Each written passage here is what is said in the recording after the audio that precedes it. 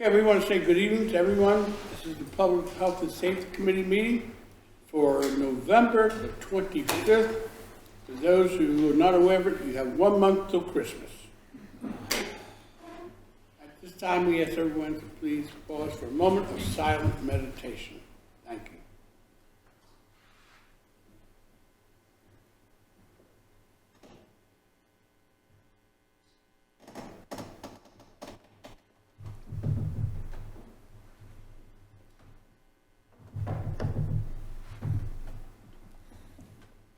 Can we ask everyone to please stand? Pledge of allegiance. Thank you. I pledge allegiance to the flag of the United States of America and to the republic for which it stands, one nation, under God, indivisible, with liberty and justice for all. Thank you. Okay. As I said earlier, this is the Public Health and Safety Committee meeting for November the 25th, 2024.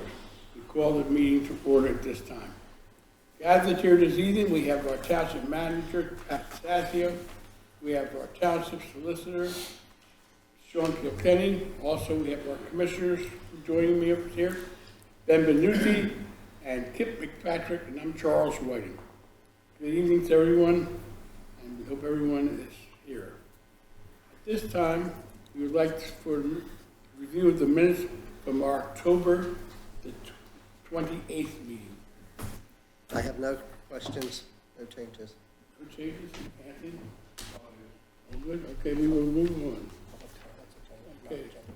At this time, do we have any public comments or non-agendas? Any public comments? No. None? Okay, thank you very much. And tonight we have our police chief. Welcome, Chief Ben Dix. Welcome to our meeting, and this is your first time, so jump right in. Thank you, sir. The police department's report for October 2024. The Upper Moreland Police Department responded to 1,492 calls for service last month for a total calls of 13,274 calls for the year to date. Calls for service in October of this year increased 12.3% over the previous month. Year to date, our call volume has increased just over 3% comparative to last year. The following Part 1 crimes were reported and investigated by the department last month, including 1 homicide, 2 burglaries, 29 theft offenses with 15 cleared by arrest. Part 2 crimes investigated, 6 narcotics offenses with 4 cleared by arrest, 2 public intoxications cleared by arrest, 45 other crimes with 31 cleared by arrest. Notable investigations that occurred last month include an investigation of a rape sexual assault. On October 8th, an investigation into a sexual assault of a resident was completed that resulted in the unknown offender being charged with rape and domestic assault related charges. October 9th, a 6-month investigation into the April 2024 overdose deaths of a 24-year-old resident culminated with the arrest of a subject for delivering a controlled substance and recklessly endangering another person. During the investigation, officers were able to identify the source of the deceased, where the deceased had purchased the pills and what they believed to be prescription medication. On October 9th, investigators filed charges in Montgomery County for violations of the Uniform Firearms Act in conjunction with a 2022 investigation where a subject was found in possession of a handgun during a vehicle stop. The recovered handgun was ballistically matched to a homicide in Philadelphia that occurred 2 days before the traffic stop. The defendant was subsequently charged with murder in 2023 in Philadelphia County. Also last month, after receiving numerous complaints from parents within the township concerning their children being sold tobacco and vape products from various businesses, the Department's Criminal Investigations Division partnered with the Council of Southeastern Pennsylvania to conduct tobacco compliance checks within the township. 17 of the township's 27 stores that are licensed to sell tobacco and vape products were checked. Of the 17 stores checked, 11 stores violated the provisions of state law by selling tobacco or vape products to persons under the age of 21. A total of 14 citations were issued as a result of this investigation.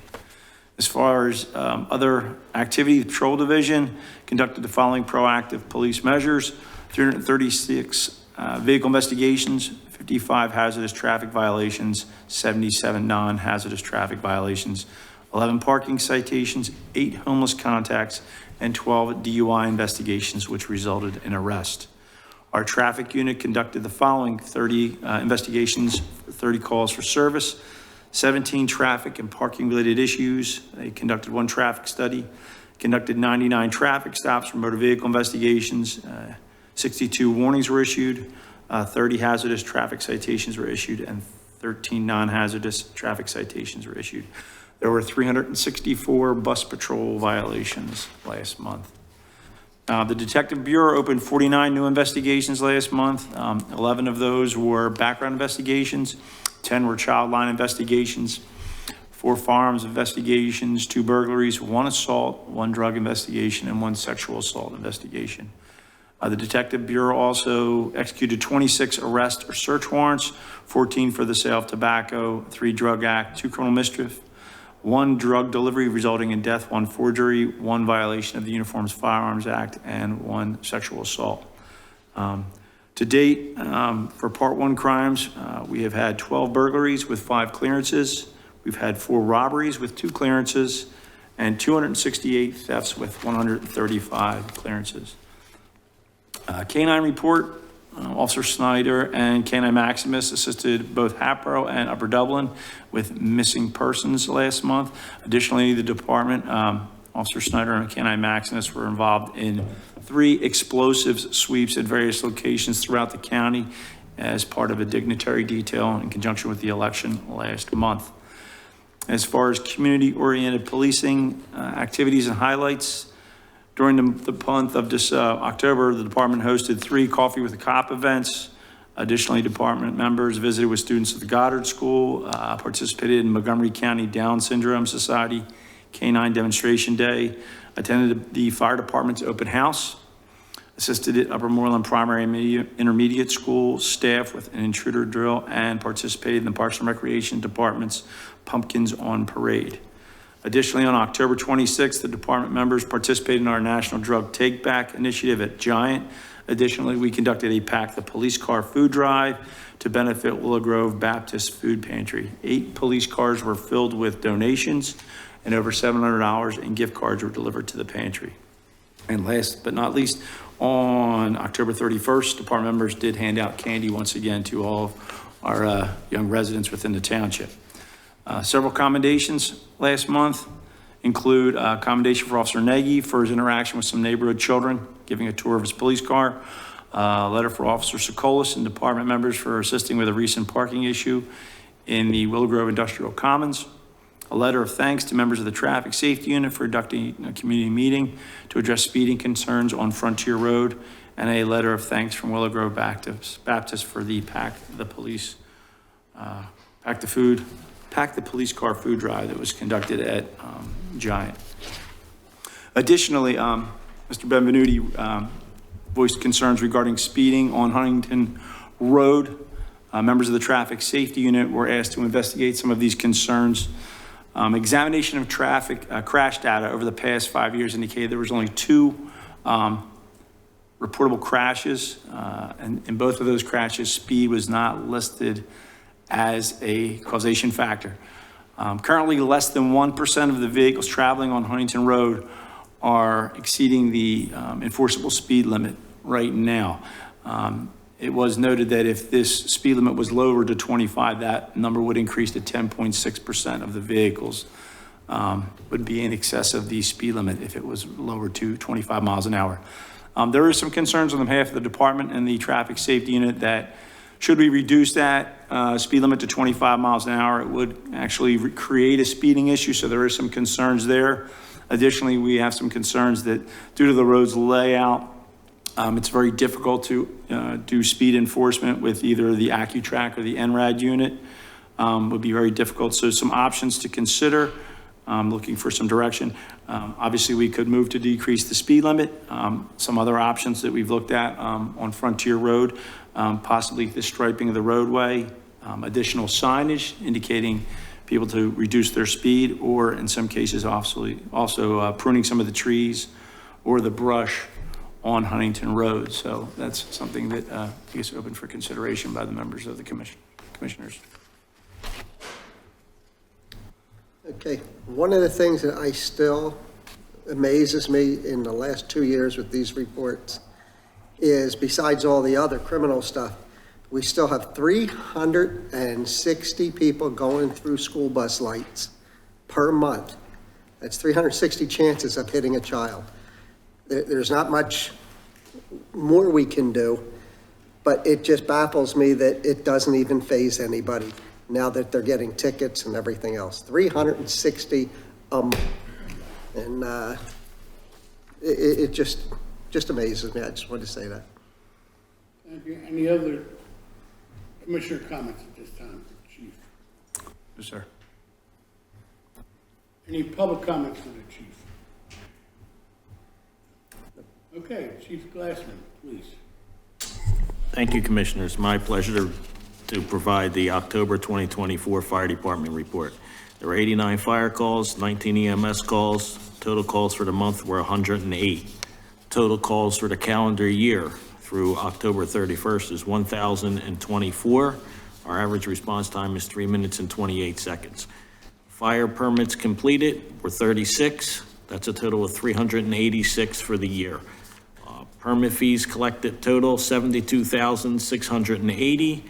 Yearly turnpike fee collected 10,450. PA recovery 9,391. Total fees collected for the year from the fire department $92,521. Up against what we collected a year ago, $19,000. That's a total positive gain in funding from the fire department for $72,841.63. There were 16 fire marshal investigations for the month. One significant house fire on the 18th at 4225 Davisville Road. Fire department installed 8 smoke detectors throughout the community, various locations. We attended 20 events throughout the township during the month. October is always a big month. It's Fire Prevention Month. We estimated around 1,000 people we interacted with. We held a very successful open house at the station. I thank everyone for their support. We had 30 people for training for 251 hours. We held a recruitment event at the high school with the police department. We attended a public ed at Our Lady of Confidence with the police department. There's a couple of pictures of the house fire, the open house I attached. One other thing of a significant note in my mind, we also held, I don't like to use the word old timers, a senior member group that was pre-1976 at the Willow Grove Fire Company. It was previous to the strike that they had, or walkout, or whatever happened back in the day. There was about 22 members came to the firehouse and talked about the 60s and the 70s, and they all grew up here, and it was a very nice day. I attached 3 separate emails that came to me from members that were part of the senior group that attended. Also, on the emergency management side, we participated in the county monthly meeting, the Eastern Montgomery meeting, and the police and fire command staff and emergency management staff participated in a 2-day edits conference, emergency management conference. And that completes my report pending any questions. Any commissioner comments for the, oh wait, Chief, your fire prevention message, especially for Thanksgiving. So, yeah. So please be careful if you're going to deep fry your turkeys. There's no shortage of YouTube videos. And while we're having that conversation, it's back to heating and fireplace season. Please check your heaters, your chimneys, and have working smoke detectors and carbon monoxide detectors. And if you have any issues, please call the firehouse. We'll be happy to come out and help you out. Thank you, Chief Glassman. Any commissioner comments for Chief Glassman? No? Any public comments for Chief Glassman? No? Okay. We'll have the second alarmist report. Ken, please. Thank you, Commissioner. There were 333 calls for service in Upper Moreland Township for EMS in the month of October. There's a breakdown below there. Not much is different from previous months. A fair number of transports, 196 were transported. without lights and sirens, 26 were transported with lights and sirens to the hospitals. The majority of those still go to Abington, Jefferson. Another busy month with details as we had all of our various high school football games, a couple of different fire expos, participated in 2 of the MS1 radiological drills with the folks from Montgomery County and Emergency Management, band competition, some other events to keep us busy. In the month of October, there were no Narcan administrations by EMS. I'll give my monthly caveat that doesn't mean it wasn't given. It just means it wasn't given by EMS. It could have been given by bystanders, police, or other responders prior to our arrival. As far as staffing, full staffing for the department in the month of October would be 3,348 hours of ALS staffing. October 2024, we had 3,114 hours of ALS staffing, 155 hours where we had a drop to BLS, and 79 hours where we had a downgrade to no status at all. Certainly an improvement from 2023, as you'll see, but certainly not back to the normal point where we'd like to be as we work our way through this staffing crisis. Some notable news: on October 7th, I traveled to Harrisburg to meet with a couple of state lawmakers regarding the balanced billing legislation we discussed, I believe, at the September meeting. You'll be happy to know the Municipal League, PSATs, Association of Boroughs, Association of Second-Class Townships, everybody was there as well. Unfortunately, they had some disconcerting information in their reports, and we're going to try and follow up with them on future meetings regarding that. It was led by Representative Cooper and Borowski and Representative Gillum. The intent was to try and bring the insurance folks and the municipal folks and everybody to the table to work on creating this meaningful balanced billing legislation, which would protect patients and consumers from some of the practices that are out there right now where the insurance companies are leaving them with high balances that are due to EMS and that we're forced to then collect. So hopefully we'll have some motion on that in the next legislative session. On October 29th, Governor Shapiro signed Senate Bill 365 into law. This bill extends workmen's compensation benefits to all first responders, police, fire, and EMS who suffer from a PTSI or post-traumatic stress injury that's attributed to a work-related exposure. Certainly, there's a lot of positives to this bill. Certainly a long unrecognized issue and something that we need to be cognizant that our responders are exposed to very stressful and traumatic incidents on the job on a regular basis. However, there is a little bit of concern about the possible financial impact. Some people will remember that there was what we refer to as the cancer presumption in the fire service several years ago, and we found that a lot of workmen's compensation companies got out of insuring firefighting, and we're a little bit concerned that we may see workmen's compensation companies stop insuring first responders at EMS and other disciplines that will be affected by this, or at least bring the rates up considerably if they're going to have to cover these. So we're glad that they're doing something to address the issue of post-traumatic stress injury. We are a little bit concerned that there may be an unexpected economic impact on departments like ours as it gets into this first year of the bill being in order. Also passed for Senate Bill 1132, 33, and 34. These are for first-class townships, second-class townships, and boroughs, respectively. As we've talked about before, there is language in those municipal acts that allows municipalities to collect a dedicated ambulance or EMS tax. Currently, the statute says that only 50% of what's collected can be used towards employee salary or benefits. In areas like this, it's not normally much of a problem because the amount that the municipalities are collecting and passing along to EMS agencies is certainly less than half of what's used for salaries and benefits. But there are some places in the state, especially smaller boroughs, that might have their own EMS agencies where they're collecting the revenue from that tax source and then they're not able to use all of it for salary and benefits. So that bill allows the ruling councils, the governing councils of those municipalities on an annual basis to waive that regulation or that appropriation and allocate more towards salary and benefits. That's my report. I'm happy to take any questions if you have them. Thank you, Ken. Any commissioner comments from second alarmers? Any public comments for our second alarmers? Thank you very much. Thank you. Under our agenda items, we have no new old business, but we have some new business, transfer of funds. Chief Glasser, you would tell us something about that, please? Yes, Commissioner. I'm requesting that the township received from the State Fire Commissioner's Office $122,177.41 for the fireman's relief. Requesting that the township transfer that to the brand new Upper Moreland Volunteer Fire Department Relief Fund. In the past, there was no action at the committee or township level. The funds were just transferred automatically without any approval in place. So when I talked to Pat recently, he thought it was a good idea, and I agree that every year we'll come back and ask permission to transfer it. It'll give us an opportunity to, evaluate what we're doing and make the transfer. So I'm requesting that money be transferred into the relief fund. Gentlemen, how do you approve? Do we approve? Yes, it was, Money? I'm used to good be with just, it. yeah, Yeah. it used to just be brought up to us. We didn't Okay, approve it and vote on stuff, but it's not a bad idea. we got that. Okay, And it's a normal thing that the money goes to the township as a pass-through, all the fire departments. So, so we approve that? Okay. absolutely. Yes. Thank you very much. The only other part of business we have is that we're going to cancel our meeting for December the 12th, 2024, if that's all right with you gentlemen. Yep. December 16th, I'm sorry. December 16th, 2024. Thank you. Mr. White? Yes. Just real quick, one is, got Chief Bendick here next to me. I had the privilege of working with him many years in Montgomery Township as well, so it's a pleasure to see him in a different venue.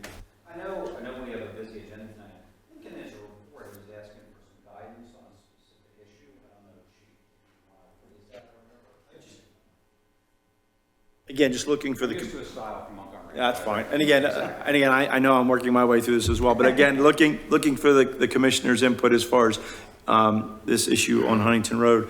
Is this something you would like us to look at some other alternative options as far as some striping, some other traffic calming issues prior to us moving forward with any type of reduction of the speed limit? I'm just looking for. It'd be great. I think he's, Yeah, if you I mean, I'll take your experience, with it, just see what works. And Understood. lowering the speed limit would probably be the last resort. Very good. Thank you, sir. Thank you. And Solicitor, we thank you for your input. And Chief, welcome again to the board and to our committee. Thank you. Thank you, sir. As we know, this committee wishes everyone sitting here tonight a happy Thanksgiving, and we stand adjourned. Thank you very much. very good.